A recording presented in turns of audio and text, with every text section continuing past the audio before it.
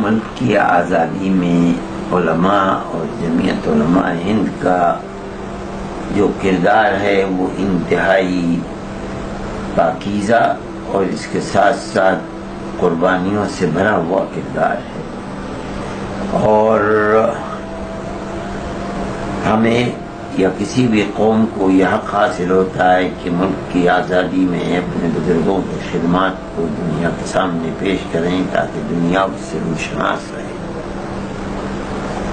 ہم اس چیز کو کرتے بھی رہے ہیں اور جمعیت علماء اس کو پیش کرتی رہی ہے تاکہ خود قومی اعتبار سے اور ملکی اعتبار سے ہم اپنے بزرگوں کی ان قربانیوں کو جو بالکل پاکیزگی کے ساتھ تھی ہم ان کو پیش کریں، اس لیے کہ ہمارے بزرگوں نے ملک کی آزادی کے بعد قربانیاں بے شمار دیں، لیکن حکومت بننے کے بعد بالکل کروٹ لے لی اور انہوں نے اس کا کوئی صلہ ملک کی آزادی کے بعد اپنے ملک سے نہیں لینا چاہا۔ انہوں نے یہ ثابت کیا کہ انہوں نے جو کچھ کیا یہ سمجھ کر کیا کہ ہمارا ملک ہے اور ہم ملک کے وفادار ہیں، ہم نے جو کچھ کیا ہے وہ ملک کے حق کو ادا کرنے کے لیے کیا ہے،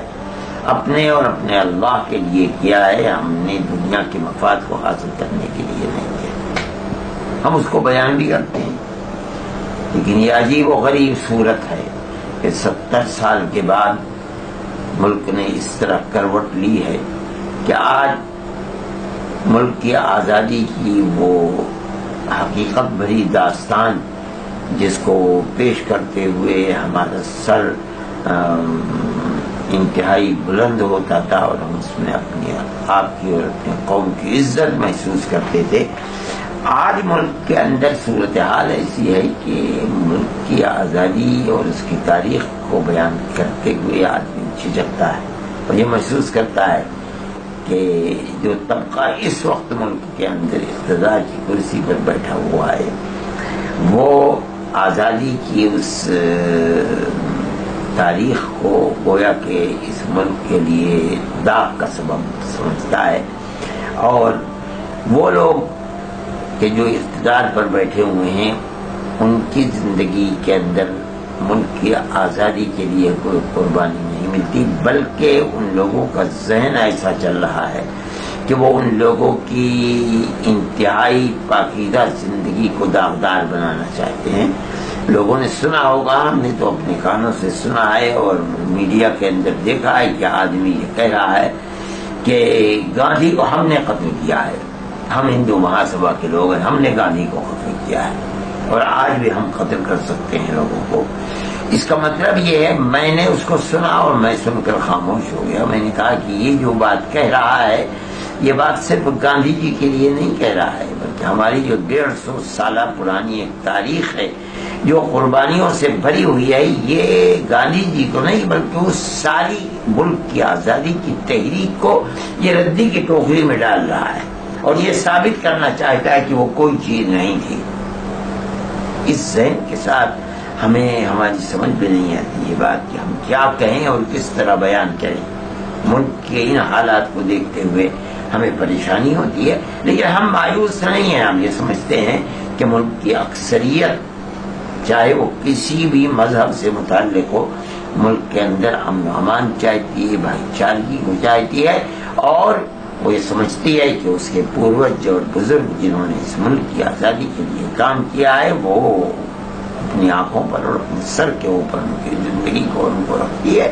میں یہ سمجھتا ہوں کہ حالات ضرور بدلیں گے اور ہم پھر پرانے دنوں کی طرف لوٹیں گے، اس لیے کہ اسی بنیاد پر ہمارے ملک کو ترقی ملی، اسی بنیاد پر دنیا کے اندر ہمارے ملک کا نام روشن ہوا ہے۔ انہی کی لائی ہوئی سیاست اور نہج اور طریقے کے اوپر ملک نے آگے بڑھ کر کے اتنی ترقی کی ہے کہ اس کو منی جاپان کہا جانے لگا اور ہم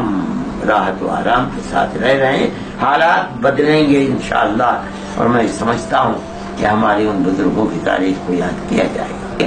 یہ کیسے ہو سکتا ہے کہ مدارس کے جو اکابر تھے جنہوں نے مدارس کو آباد کیا ہے ان لوگوں کی اتنی بھاری قربانی ہو اور مدارس ان قربانی کو یاد نہ کریں؟ ایسی بات نہیں ہے۔ مدارس کے اندر قربانی اپنی بزرگوں کی قربانی کو یاد کیا جاتا ہے، طریقے مختلف ہیں، بہت سی جگہیں ایسی ہیں کہ ہم سبق میں بیٹھ کر کے ان کی قربانیوں کا ذکر کر دیتے ہیں، ختم۔ یہ قربانی کو بیان کرنے کے لیے یہ کوئی ضروری نہیں ہے کہ چھٹی ہی کی جائے، طریقے الگ الگ ہیں، کہیں جھنڈے لہرائے جاتے ہیں، کہیں جھنڈے نہیں لہرائے جاتے ہیں، لیکن دارالعلوم کے اندر بھی چھٹی ہوتی ہے اس دن کی، اور تقریبات ہوتی ہیں، بہت بڑی ہوتی ہیں، چھوٹی ہوتی ہیں، لیکن ہوتی ہیں۔ جمعیت علماء کا پیغام تو یہی ہے کہ ملک کے اندر شانتی اور امن کو رکھنا چاہیے، یہ بنیادی چیز ہے۔ جس ملک کے اندر امن ہے وہ ملک ترقی کرے گا، وہاں کے لوگ کاروبار کریں گے، بے فکر کی زندگی گزاریں گے۔ امن بنیادی چیز ہے، اگر امن نہیں رہے گا تو ملک تباہ اور برباد ہو جائے گا۔ اس لیے میں یہ کہتا ہوں کہ اپنی پرانی تاریخ کو، چاہے ہندو ہو، چاہے مسلمان ہو، چاہے سکھ ہو، چاہے عیسائی ہو، اپنی پرانی تاریخ کو زندہ و جاوید کرنا چاہیے۔ اور آپ جہاں بھی ہیں، چاہے گاؤں کے اندر ہیں، چاہے شہر کے اندر ہیں، چاہے قصبے کے اندر ہیں، چاہے ڈسٹرکٹ کے اندر ہیں، آپ جہاں ہیں اپنے دائیں بائیں کو دیکھیں، گلے لگائیں، آپ غریبوں کی مدد کریں، چاہے ان کا مذہب کچھ بھی ہو۔ آپ بے سہاروں کے لیے سہارا بنے، چاہے ان کا مذہب، انسانیت کی خدمت کا جذبہ اپنے اندر پیدا کریں۔ سبسکرائب اشاعت الاسلام کیرانہ یوٹیوب چینل۔